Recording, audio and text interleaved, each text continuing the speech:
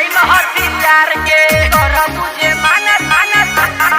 मानत मानत उठाई महती प्यार के। Kamlesh recording studio Mohammadpur.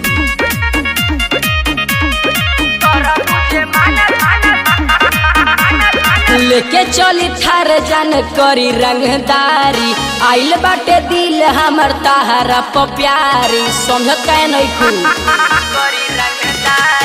लेके चली थार जान करी रंगदारी आइल बाटे दिल हमर ताहरा प प्यारी पूरा हमर इच्छा करो पीछा करी ले सोमार से किस दे दो प्यार से नथुनी उतार के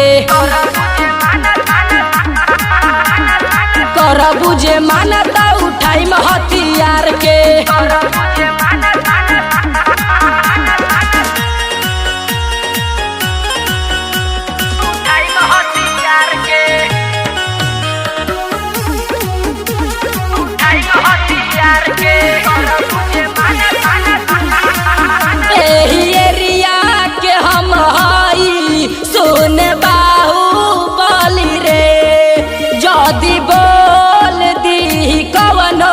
सीधा गोली चली रे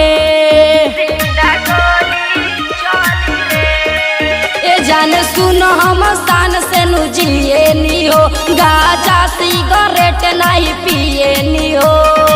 काटा से दुपट्टा हटावो ना तो मंगाई तलवार के किस दे दो प्यार से नथुनी उतार के कर बुझे मानता उठाई हथियार के उठाई हथियार के उठाई हथियार के कर बुझे मानत मानत मानत मानत उठाई हथियार के कर बुझे मानत मानत मानत उठाई हथियार के। अतना मार दे हम गोली दान दुआ हो जाई थाना में केस जाके करबू तो पार शासन न आई तू पूछल न अंगत से जाई के हो रख देला कफर जवाही लाई के हो जिलाया जवार के नईखी कहता बानी संसार के किस दे द प्यार से नथुनी उतार के कर बुझे मानता उठाई हथियार के।